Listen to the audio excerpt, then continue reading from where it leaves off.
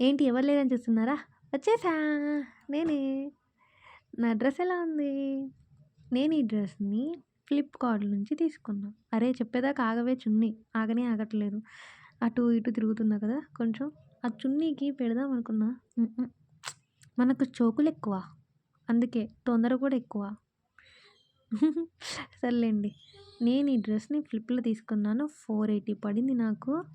మంచిగా ఉంది. కలర్ గానీ, డ్రెస్ సైజ్ కానీ చాలా బాగుంది. ఫుల్ స్లీవ్స్ ఇచ్చాడనమాట. మంచిగుంది.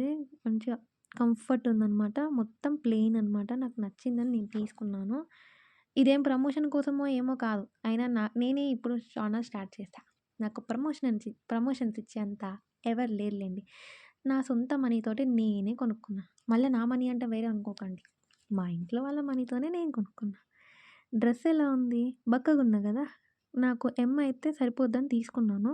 కానీ కొంచెం లూజ్ అయింది నాకు. మిగతా వాళ్ళకి సరిపోతది.